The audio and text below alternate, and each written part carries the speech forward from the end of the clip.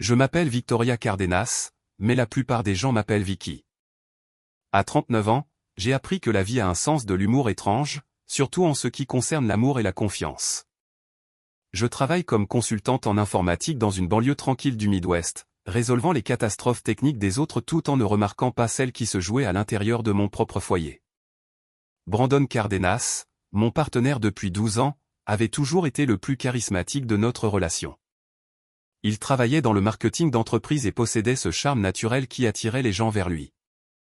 Quand nous nous sommes rencontrés à la fin de notre vingtaine, ce charme est en partie ce qui m'a fait craquer pour lui. Mais le charme a un côté sombre, surtout quand il est utilisé pour cacher des mensonges. La première fois que j'ai entendu le nom de Rachel Lawson, cela semblait totalement inoffensif. Elle m'aide à me remettre en forme, a dit Brandon nonchalamment un soir en faisant défiler l'écran de son téléphone. C'est une coach sportive, vraiment motivante. À l'époque, je n'y avais pas prêté attention. Brandon n'avait jamais été du genre à fréquenter les salles de sport, en fait, il se moquait de mes cours de yoga du week-end. Puis, soudainement, il s'est mis à s'entraîner 5 jours par semaine, à acheter de nouveaux vêtements de sport, à compter les calories, à publier des citations de motivation en ligne et à parler constamment de Rachel. Rachel dit que la posture est primordiale. Rachel m'a montré cette nouvelle technique d'entraînement. Rachel pense que je devrais courir un semi-marathon. La façon dont il prononçait son nom a commencé à me déranger. Trop décontracté, trop familier. Pourtant, chaque fois que je fronçais les sourcils, Brandon affichait ce sourire patient qui me faisait toujours me sentir ridicule. « Vicky, détends-toi », disait-il. Rachel est mariée. Son mari Nathan travaille dans la finance. Ils sont solides. C'est juste une amie. Juste une amie. C'est drôle comme ces mots semblent toujours apparaître juste avant que tout ne s'écroule. Les changements ne se sont pas arrêtés à la salle de sport. Brandon a commencé à s'habiller différemment et des vêtements plus ajustés, de meilleures coupes de cheveux. Soudain, il s'intéressait aux marques de parfum. Son téléphone est devenu collé en permanence à sa main, l'écran toujours vers le bas, les notifications en sourdine. Des sessions de SMS tard dans la nuit qui s'arrêtaient dès que j'entrais dans la pièce. Une fois, vers minuit, je me suis réveillé et je l'ai trouvé assis dans la cuisine, chuchotant dans son téléphone. Je parlais juste de travail, a-t-il dit rapidement quand il m'a remarqué. Mais je pouvais voir le sourire sur son visage. Et je connaissais ce sourire. J'étais tombée amoureuse de ce sourire autrefois. Le véritable tournant a eu lieu quand Brandon a insisté pour organiser notre dîner de 15e anniversaire. Pas une soirée tranquille. Pas quelque chose d'intime. Non, il fallait que ce soit un spectacle. Il a réservé chez Romano, le restaurant le plus cher de la ville, et a invité la moitié de notre cercle social. Ça va être amusant, m'a-t-il dit ce matin-là en ajustant sa cravate devant le miroir. Tasha, Chloé, Marc, un groupe de gens du boulot. Puis il a ajouté négligemment, « Oh, Rachel sera là aussi. » Bien sûr qu'elle le serait. Quand nous sommes arrivés chez Romano ce soir-là, la table bourdonnait déjà de rire et de cocktails. Rachel était assise à 2 places de Brandon, assez proche pour que leurs genoux se frôlent sous la table, assez proche pour que je remarque chaque regard partagé, chaque sourire complice, chaque plaisanterie qui semblait m'exclure. À un moment donné, Brandon s'est penché vers Rachel et lui a murmuré quelque chose qui l'a fait rire si fort qu'elle lui a saisi le bras. La pièce est devenue floue pendant un instant. Je me souviens avoir pensé à quelque chose d'étrange à ce moment-là, cela ne ressemble pas à un dîner d'anniversaire. On dirait des funérailles. Les miennes. Vicky. Tasha a soudainement lancé à travers la table. Où est ton invité mystère? J'ai cligné des yeux. Mon quoi? Brandon a souri comme s'il venait de raconter la blague la plus drôle du monde. Oh ouais, a-t-il dit en levant son verre. Vicky m'a dit qu'elle pourrait amener quelqu'un de spécial ce soir. La table a éclaté de rire. Rachel s'est couvert la bouche, faisant semblant d'être choquée. Pas ton petit ami secret, j'espère, a-t-elle taquiné. Plus de rire. Tout le monde me regardait maintenant, attendant la chute. Brandon s'est adossé à sa chaise, savourant visiblement le moment. Oh, allez, Vicky, a-t-il dit. Ne nous fais pas attendre. J'ai jeté un coup d'œil vers l'entrée du restaurant. Pile au bon moment, les portes se sont ouvertes et un homme de grande taille est entré. Nathan Lawson. Le mari de Rachel. L'homme avec qui j'échangeais des messages depuis une semaine. L'homme qui m'avait envoyé des photos qui m'avaient retourné l'estomac. Rachel l'a vu en premier. Son visage est devenu complètement livide. Brandon a suivi son regard, puis son sourire a disparu. Nathan a marché calmement vers la table. La pièce est devenue étrangement silencieuse. Je me suis levé, j'ai posé doucement une main sur l'épaule de Nathan et j'ai dit assez clairement pour que tout le monde entende, « Tout le monde, je voudrais vous présenter Nathan Lawson. » Personne ne bougeait. Personne ne parlait. Brandon avait l'air sur le point de s'évanouir. Les mains de Rachel se sont mises à trembler. Et Nathan, ai-je continué calmement. Voici Brandon Cardenas. J'ai marqué une pause juste assez longue pour que la tension atteigne son paroxysme. L'homme qui couche avec ta femme. Le silence qui a suivi était à couper le souffle. Pendant une seconde suspendue, personne à cette table ne semblait même respirer. La musique de jazz flottant dans le restaurant Romano semblait soudain trop joyeuse, trop léchée, trop absurde pour ce qui venait de se passer. Un serveur est passé avec un plateau de verre de vin, ignorant totalement qu'un mariage venait d'être exposé et qu'un autre commençait à s'effondrer en temps réel. La bouche de Tasha s'est ouverte. Chloé regardait Brandon puis Rachel, comme si elle assistait à un match pour lequel elle n'avait pas réalisé qu'elle avait des places au premier rang. Marc a bougé sur sa chaise et a fixé la nappe. Quelques amis de travail de Brandon se sont raidis avec ce genre de malaise que portent les gens lorsqu'ils soupçonnent qu'ils devraient partir, mais sont trop fascinés pour bouger. Brandon a été le premier à réagir. Il a repoussé sa chaise si fort qu'elle a raclé le sol avec un bruit violent qui a déchiré le silence. « Vicky ?» a-t-il dit brusquement en se levant. « C'est quoi ce bordel ?» Nathan ne l'a même pas regardé. Ses yeux restaient fixés sur Rachel. Rachel était devenue pâle d'une manière que je ne croyais pas possible. Son rouge à lèvres semblait soudain trop vif sur son visage. Ses mains tremblaient sur la table, mais elle essayait de garder contenance, essayant de ressembler à une femme simplement prise dans un malentendu gênant plutôt qu'à une femme dont la vie secrète venait d'être traînée en pleine lumière. « Oh, maintenant tu es confus ?» ai-je demandé doucement. Brandon m'a regardé avec quelque chose de plus laid que de la colère. De la panique. Une panique pure, éperdue.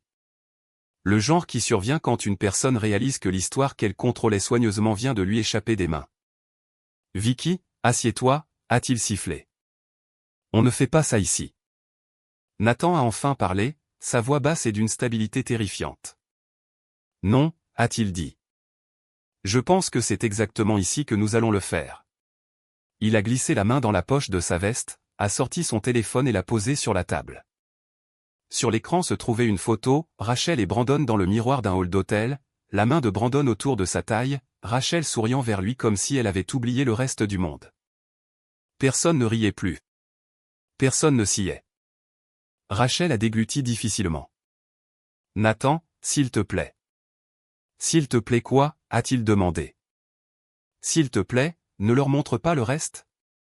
Il a fait défiler l'écran. Une autre photo. Celle-ci de plus près, Rachel portant l'une des chemises de costume de Brandon, pieds nus, les cheveux lâchés sur ses épaules. Brandon était derrière elle avec le même sourire qu'il portait autrefois quand il me regardait. Quelque chose de brûlant et de vif a traversé ma poitrine, mais ce n'était plus de la surprise. La surprise était passée depuis des jours, quand Nathan m'avait envoyé les premières captures d'écran. Ce que je ressentais maintenant était plus froid. C'était la douleur nette de la confirmation, le moment où le soupçon devient un fait et ne laisse plus de place à l'espoir. Brandon a passé une main sur son visage. « C'est insensé. »« Non, » ai-je dit. « Ce qui est insensé, c'est d'inviter ta maîtresse à notre dîner d'anniversaire et de s'attendre à ce que je reste assise ici à sourire jusqu'au dessert. »« Vicky » a dit Brandon, sa voix retombant dans ce ton familier, celui qu'il utilisait chaque fois qu'il voulait me faire passer pour quelqu'un de déraisonnable. « Tu es sous le coup de l'émotion là. Tu ne comprends pas. » « Les reçus d'hôtel comprennent très bien » a coupé Nathan. Il a ouvert un autre écran, date, frais, numéro de chambre. Les mardis soirs, les jeudis soirs. Les soirs exacts où Brandon prétendait rester tard au bureau. Rachel a fermé les yeux comme si, peut-être, l'obscurité effacerait les preuves. « Est-ce qu'on peut s'il vous plaît parler dans un endroit privé » a dit Brandon entre ses dents serrées. J'ai ri une fois, sans aucune trace d'humour. Son regard a vacillé. Vicky. Non, ai-je dit. Tu n'as pas le droit de m'humilier devant un public et de demander ensuite de la dignité quand la vérité éclate. À l'autre bout de la table, Chloé a murmuré, oh mon Dieu. Tasha a enfin retrouvé sa voix, Brandon, dis-moi que ce n'est pas vrai. Mais Brandon ne lui a pas répondu.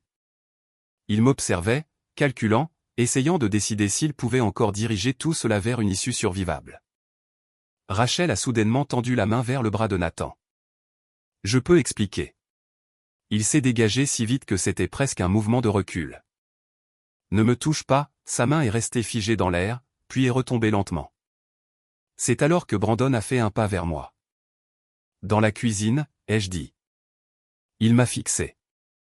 Le restaurant Romano avait une cuisine ouverte, mais il y avait un couloir tranquille près des toilettes, niché derrière un présentoir à vin décoratif, assez loin de la salle à manger pour que les voix se transforment en bruits étouffés. Brandon m'y a suivi, ses chaussures frappant le sol carrelé avec des pas rapides et colériques. J'entendais Rachel commencer à pleurer derrière nous. J'entendais Nathan dire quelque chose de bas et de sec que je n'arrivais pas à distinguer. Je ne me suis pas retourné. Dès que nous avons été seuls, toute l'expression de Brandon a changé. La colère s'est dissipée en premier, puis la mise en scène, il n'est resté que quelque chose de désespéré et de laid. Vicky, écoute-moi, a-t-il dit. S'il te plaît. J'ai croisé les bras et j'ai attendu. Il avait déjà l'air anéanti, mais pas de la manière que j'avais imaginée autrefois. Pas noble. Pas le cœur brisé. Il ressemblait à un homme qui avait fait un mauvais calcul et qui venait tout juste de réaliser le coup. Ce n'est pas ce que tu penses, a-t-il dit. J'ai failli sourire. Elle était là. La phrase la plus vieille du monde. J'ai penché la tête. Alors dis-moi ce que je pense. Il a ouvert la bouche, puis l'a refermée. Je me suis approché. Dis-moi comment je dois comprendre les reçus d'hôtel, les photos, les messages, et le fait que le mari de Rachel avait assez de preuves pour me remettre ton aventure dans un dossier. Ses yeux ont fui. On est devenus trop proches. Depuis combien de temps? Il s'est frotté la nuque. Vicky. Depuis combien de temps? Il a expiré d'une voix tremblante. Quelques mois. Je l'ai fixé. Il regardait le sol. Dis-le correctement, ai-je dit. Ne l'arrondis pas à la baisse pour mon confort. Il a enfin croisé mon regard. 6 mois. Les mots sont tombés avec une sorte de silence brutal. 6 mois. Une demi-année de mensonges glissés dans des journées ordinaires. Une demi-année où il m'embrassait pour me dire au revoir le matin et lui envoyait des SMS avant le déjeuner. Une demi-année où je posais des questions simples et où l'on me faisait me sentir paranoïaque, peu sûr de moi et excessive. 6 mois de confusion soigneusement orchestrée. J'ai hoché la tête lentement, parce que si je ne bougeais pas, je pensais que j'allais me briser. 6 mois, ai-je répété. Et toutes ces fois où tu m'as dit que j'imaginais des choses? Il a tressailli. Je ne voulais pas te blesser. J'ai ri d'un son court et tranchant qui a résonné contre les murs du couloir. Tu ne voulais pas te blesser, ai-je dit. Alors tu m'as menti en face pendant 6 mois, tu l'as introduite dans notre cercle social, tu l'as assise à notre table d'anniversaire et tu as fait des blagues sur le fait que j'amène un invité mystère. J'essayais de garder les choses normales. Normales. Je me suis approché, baissant la voix. Il a tendu la main vers la mienne. Je l'ai retirée avant qu'il ne puisse me toucher. Vicky, j'ai fait une erreur. Non, ai-je dit. Tu as pris une décision. Puis tu l'as reprise, encore et encore. Chaque mensonge était une décision. Chaque chambre d'hôtel était une décision. Chaque fois que tu m'as vu douter de moi-même et que tu as dit tu réfléchis trop, c'était aussi une décision. Il a pressé une main contre son front. J'étais confus. Tu étais égoïste. Il a relevé la tête brusquement. Je t'aime, a-t-il dit. Ces mots auraient dû me briser. Autrefois, il l'aurait fait. Autrefois, j'aurais construit des avenirs entiers sur le son de sa voix disant cela. Maintenant, ils arrivaient juste trop tard. Tu m'aimes, ai-je répété doucement. C'est ce que tu as dit à Rachel aussi? Son silence a répondu pour lui. Il a réessayé de façon plus urgente. Je peux réparer ça. Je vais rompre avec elle. Ce soir. Tout de suite. Je vais l'appeler devant toi. Nous pouvons aller en thérapie de couple. Nous pouvons partir quelque part pendant un moment. Nous pouvons recommencer à zéro. Et c'était là. Pas du remords. De la stratégie. Il proposait des solutions avant même d'avoir pleinement fait face aux dégâts. Je l'ai regardé pendant un long moment, ce visage en lequel j'avais eu plus confiance qu'en mes propres instincts, et j'ai senti quelque chose en moi se mettre en place.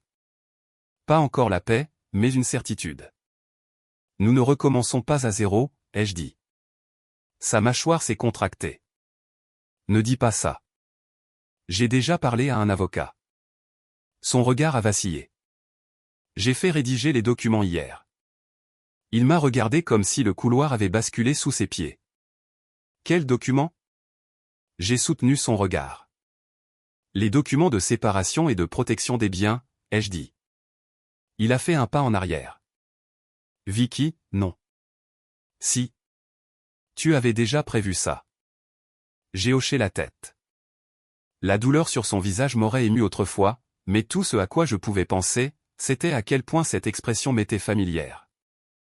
J'avais porté ma propre version de celle-ci dans des moments de solitude pendant des mois, chaque fois qu'il balayait mes questions et me laissait me sentir idiote de les avoir posées. Tu m'as pris par surprise, a-t-il chuchoté. Je n'arrivais presque pas à croire qu'il ait dit cela. Je me suis penché juste assez pour que chaque mot porte.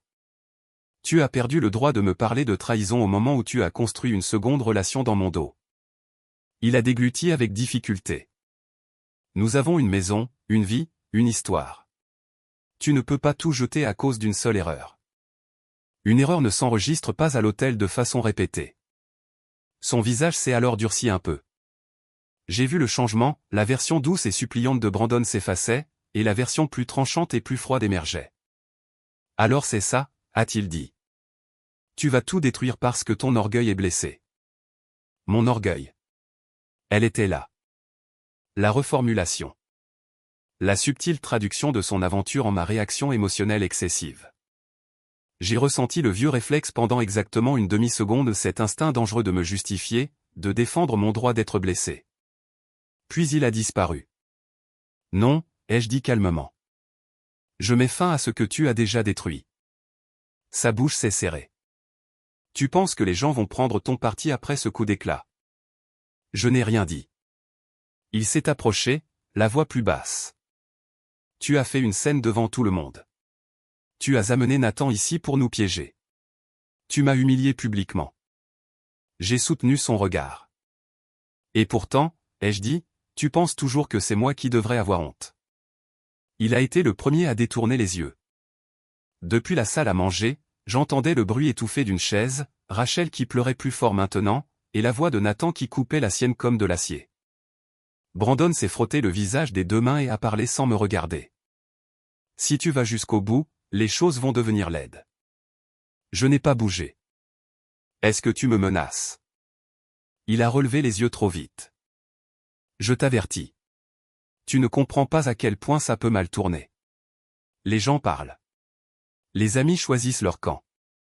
Il y a des comptes communs, des obligations partagées, des biens partagés. Tu penses que tu peux juste faire de moi le méchant et partir sans dommage. J'ai plongé la main dans mon sac, j'ai sorti mon téléphone et je l'ai brandi. L'application d'enregistrement fonctionnait toujours. Son visage s'est vidé de ses couleurs. Je n'avais même pas prévu de savourer ce moment, mais je l'ai fait. Merci, ai-je dit doucement. C'était utile. Vicky. En Illinois, le consentement d'une seule partie s'applique, ai-je dit. Je fais partie de cette conversation, ce qui signifie que ton avertissement, ta version des faits, ta petite tentative de suggérer des conséquences à mon silence ou à mon absence de silence, tout cela est documenté. Sa bouche s'est ouverte. C'est refermé. Pour la première fois de la soirée, Brandon n'avait aucune réplique prête. Pas de sourire. Pas de dérivation. Juste de la peur. J'ai arrêté l'enregistrement et j'ai glissé mon téléphone dans mon sac. Demain, ai-je dit, tu pourras me contacter par l'intermédiaire d'un avocat. Ce soir, Tu peux décider si tu veux retourner dans cette salle à manger et faire face à ce que tu as fait, ou t'enfuir par la porte latérale comme un lâche. Mais quoi qu'il en soit, quand ce dîner se termine, nous aussi. Il m'a fixé, la respiration lourde. Je me suis détourné et je suis retourné vers la salle à manger.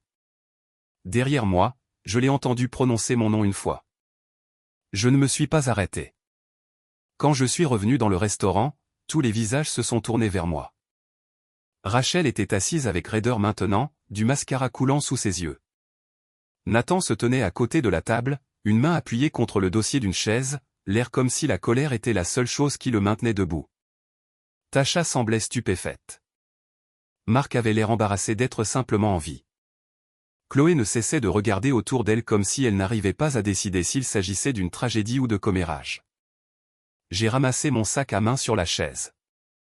Nathan m'a regardé, et dans ce seul regard, il y avait quelque chose de brut, de constant et d'épuisé. Pas du réconfort, pas exactement une alliance, juste une reconnaissance. La compréhension silencieuse que la trahison a un langage qui lui est propre et que nous le parlions tous les deux maintenant. Merci d'être venu, lui ai-je dit. Il a fait un bref signe de tête. Derrière moi, Brandon est enfin revenu. Son visage avait changé. Il paraissait plus pâle. Plus petit. Non pas parce qu'il était soudainement devenu innocent, mais parce que la pièce ne lui appartenait plus. J'ai regardé autour de la table les gens qui avaient ri avec lui quelques minutes plus tôt. J'espère, ai-je dit calmement, que le reste d'entre vous appréciera le dîner d'anniversaire. Personne n'a répondu. Je suis sorti de chez Romano seul. L'air froid de la nuit a frappé mon visage comme une gifle, mais cela a clarifié quelque chose en moi. Mes mains tremblaient au moment où j'ai atteint la voiture. Pas de doute. Plus maintenant. À cause de l'impact. À cause du contre-coup d'avoir enfin fait ce que je me préparais silencieusement à faire depuis des jours. Je me suis assise derrière le volant et j'ai regardé à travers le pare-brise la lueur des fenêtres du restaurant. À l'intérieur, la représentation était terminée. La vérité était maintenant assise à table, et personne n'avait l'air à son avantage sous ce genre d'éclairage. Quelques minutes plus tard, mon téléphone a vibré. Un message de Nathan, merci. Nous devons parler demain. Il y a d'autres choses que tu devrais savoir. J'ai fixé l'écran. Puis un autre message est apparu. Celui-ci venait de Brandon, s'il te plaît, rentre à la maison. Ne fais rien de définitif ce soir. J'ai regardé ces mots pendant un long moment, puis j'ai verrouillé mon téléphone et je l'ai posé face contre terre sur le siège passager. Définitif. Il ne comprenait toujours pas. Cela n'avait pas commencé ce soir. Ce soir, c'était juste la première fois que j'arrêtais de prétendre ne pas le voir. La maison semblait différente quand je suis entré ce soir-là. Pas vide. Pas encore. Mais l'air avait changé d'une manière que je pouvais ressentir immédiatement, comme si une tempête était passée et avait laissé les fenêtres tremblantes derrière elle. Je me suis versé un verre de bourbon et je me suis assise dans le salon silencieux, fixant les mêmes meubles que Brandon et moi avions choisis ensemble des années plus tôt. Le même canapé sur lequel nous avions passé des dimanches paresseux, la même table basse où nous avions autrefois étalé des brochures et parlé de voyager un jour. Il était étrange de voir à quel point les souvenirs pouvaient rapidement commencer à ressembler à des vestiges. Mon téléphone a vibré à nouveau. Nathan, nous devrions parler demain. Il y a d'autres choses que tu mérites de savoir. J'ai fixé le message pendant un moment avant de répondre, demain, ça marche. Quelques minutes plus tard, j'ai entendu la porte d'entrée s'ouvrir. Brandon est entré. Il avait l'air pire qu'au restaurant. Sa cravate pendait lâchement autour de son cou, et ses cheveux étaient légèrement ébouriffés, comme s'il y avait passé ses mains pendant des heures. Il n'a rien dit au début. Moi non plus. Finalement, il a parlé. Vicky, nous devons parler. Je n'ai pas levé les yeux de mon verre. C'est déjà fait. Il s'est avancé davantage dans la pièce. Je veux dire, vraiment parler. Sans public, sans Nathan qui se tient là à lancer des accusations. J'ai pris une longue gorgée de bourbon. Tu veux dire sans témoin. Sa mâchoire s'est contractée. Tu m'as piégé. J'ai failli rire. Non, ai-je dit calmement. Tu t'es piégé toi-même.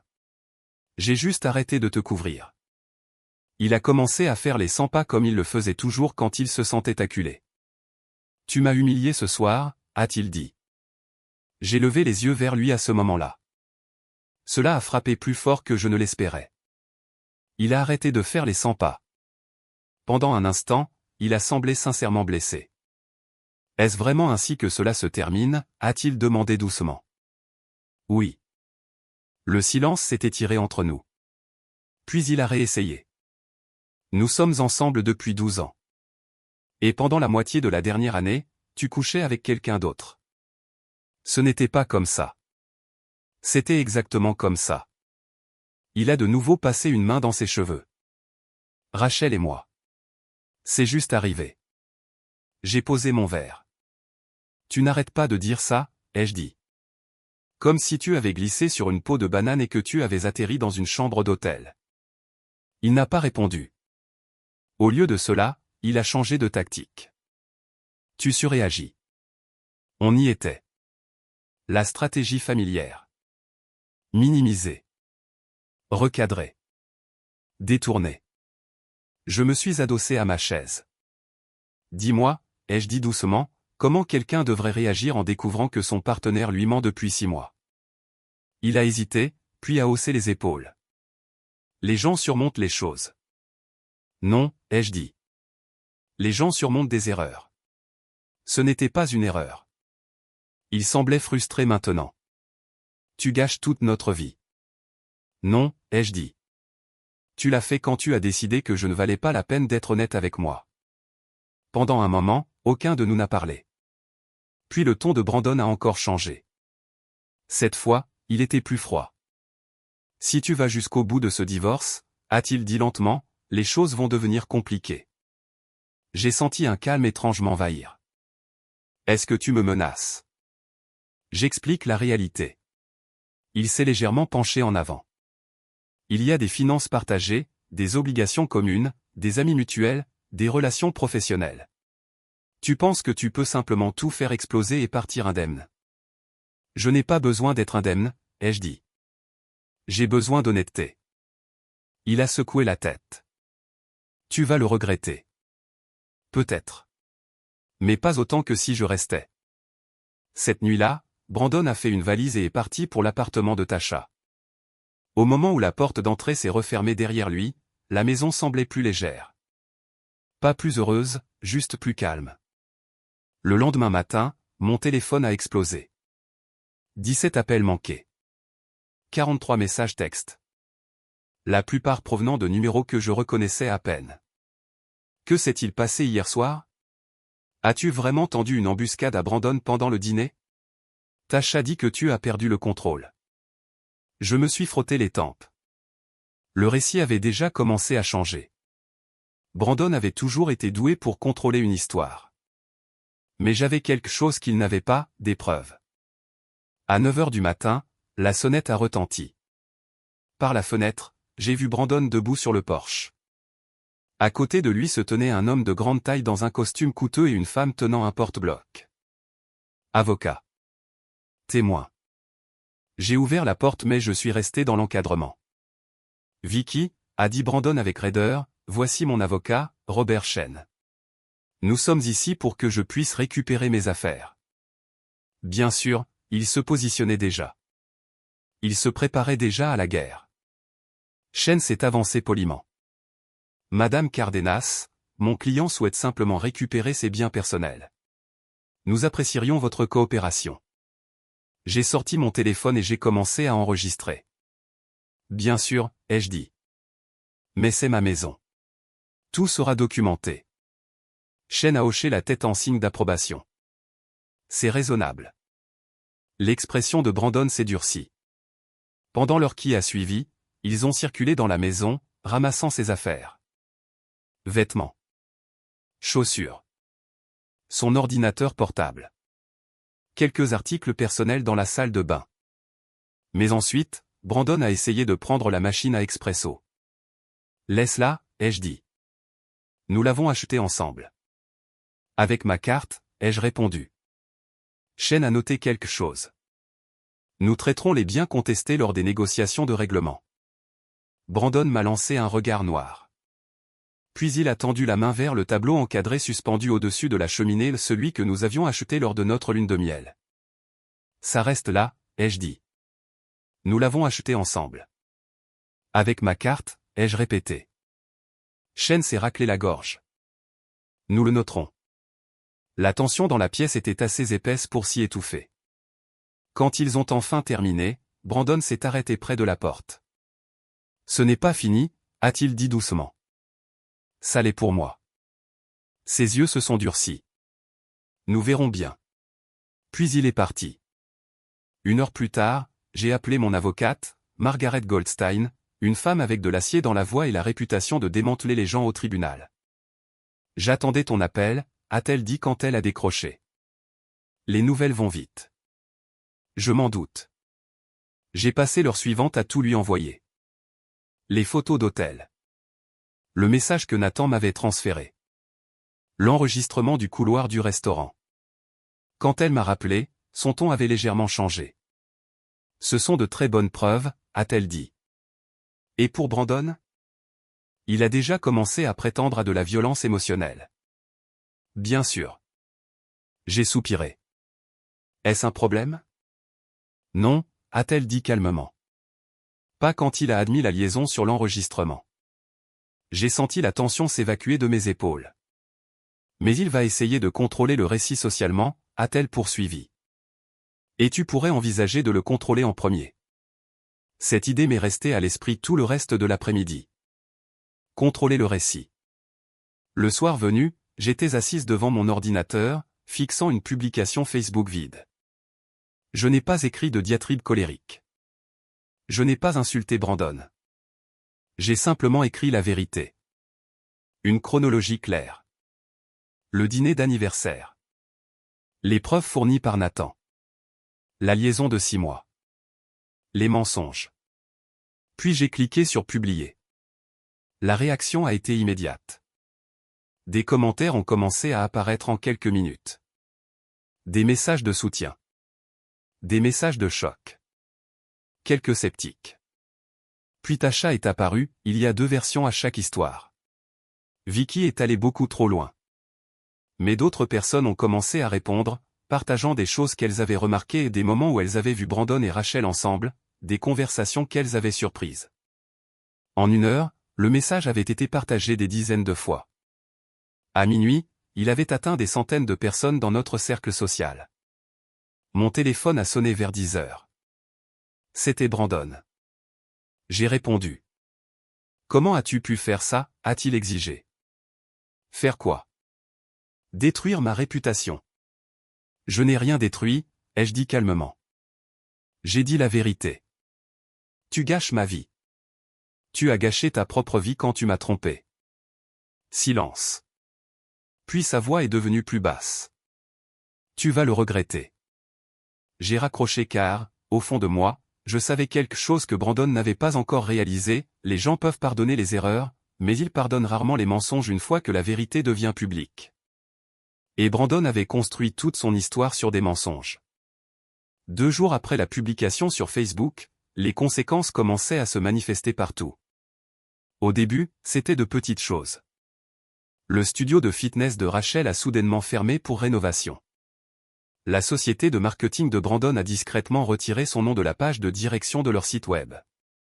Des amis communs qui aimaient chaque photo de vacances que Brandon publiait en ligne étaient devenus silencieux.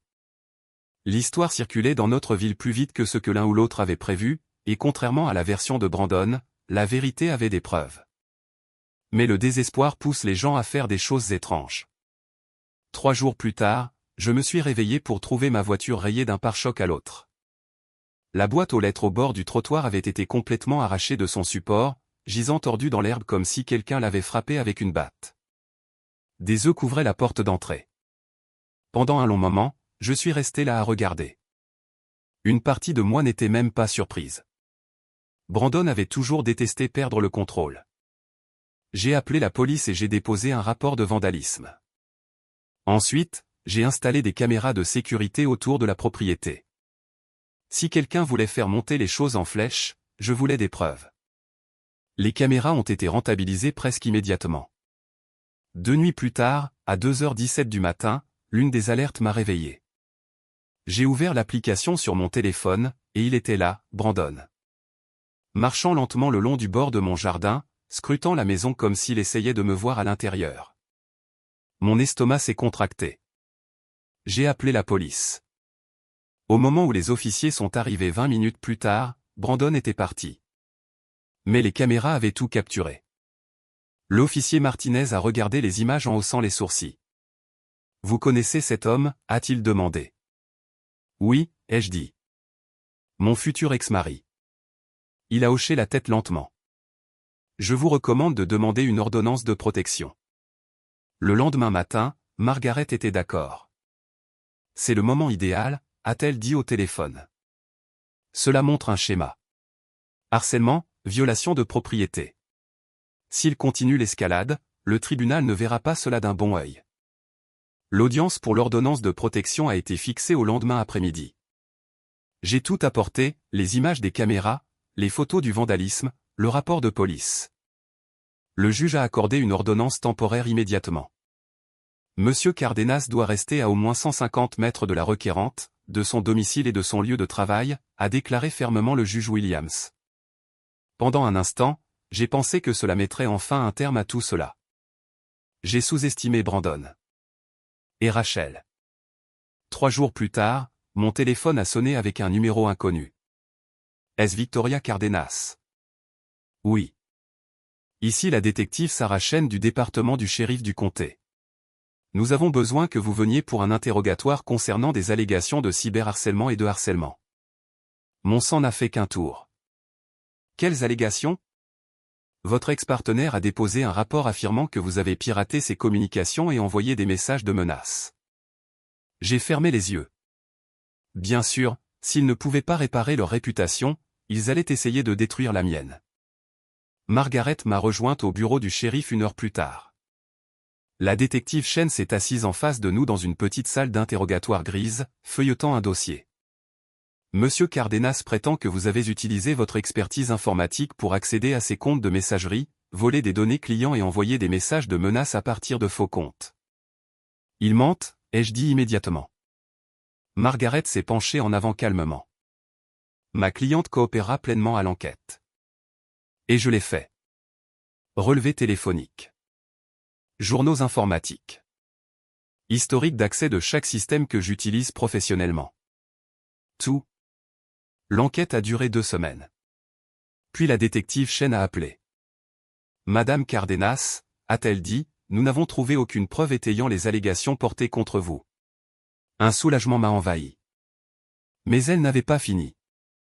Les messages de menaces que votre ex-partenaire a signalés ont été retracés jusqu'à un ordinateur public de la bibliothèque municipale, et il y a des images de vidéosurveillance montrant Brandon Cardenas utilisant cet ordinateur. J'ai failli rire. Ils avaient essayé de me piéger, à la place, ils s'étaient piégés eux-mêmes. Des poursuites ont été engagées, faux rapport de police, harcèlement. L'audience finale au tribunal a eu lieu 2 mois plus tard. Brandon était assis à la table de la défense, ne ressemblant en rien à l'homme confiant qui avait ri à mon dîner d'anniversaire. Ses cheveux étaient tirés en arrière, serrés. Ses épaules étaient affaissées comme si le poids de tout l'avait enfin rattrapé. Rachel n'était pas là. Elle avait déjà plaidé coupable à des accusations de harcèlement et effectué des travaux d'intérêt général. Le juge Williams a examiné l'affaire avec soin. Les enregistrements. Les preuves de la liaison. Les images de harcèlement. Les fausses accusations. Lorsqu'il a enfin parlé, sa voix a résonné dans la salle d'audience avec une autorité tranquille. Monsieur Cardenas, a-t-il dit, votre conduite tout au long de ces procédures a démontré un schéma de tromperie et d'intimidation. Brandon fixait la table. Le tribunal trouve des preuves suffisantes d'adultère et de harcèlement. Il a marqué une pause. Le divorce est accordé. La requérante, Victoria Cardenas, conservera la propriété de la maison conjugale et de tous les biens acquis avant le mariage. Brandon n'a presque rien reçu, juste sa voiture, ses affaires personnelles et une réputation qui étaient maintenant définitivement endommagées. Lorsque l'audience s'est terminée, Margaret m'a serré la main. À l'extérieur du tribunal, l'air semblait plus léger. Pour la première fois depuis des mois, je pouvais respirer. 3 mois plus tard, la vie était très différente. La maison était redevenue calme. Mais cette fois, le calme semblait paisible. J'ai repeint la chambre, acheté de nouveaux meubles et planté des tomates dans le jardin comme je l'avais toujours voulu. Brandon avait déménagé à 2 heures de là. Le studio de fitness de Rachel avait fermé définitivement. Nathan m'a envoyé un message le jour où le divorce a été finalisé, justice est faite. J'espère que tu vas bien. J'ai répondu honnêtement, je vais bien. Parfois, des amis me demandent encore si je regrette d'avoir publié la vérité en ligne, si je regrette d'avoir refusé de rester silencieuse. Je leur donne toujours la même réponse, non. Parce que le plus dur n'était pas de perdre Brandon. Le plus dur était de réaliser combien de personnes s'attendaient à ce que je reste silencieuse pour qu'elles ne se sentent pas mal à l'aise. Un soir, des mois plus tard, je me suis assise dans mon salon avec un verre de bourbon. La même pièce. La même maison. Mais elle semblait enfin être la mienne. Mon téléphone a vibré avec un message de quelqu'un de nouveau, « Laura, un dîner ce week-end ?» J'ai souri et j'ai répondu, « J'aimerais beaucoup. » Pendant longtemps, j'ai pensé que la vengeance signifiait détruire la personne qui vous avait trahi. Mais la vérité est plus simple. La vraie victoire consiste à se choisir soi-même et à s'éloigner de quiconque vous a fait oublier votre valeur.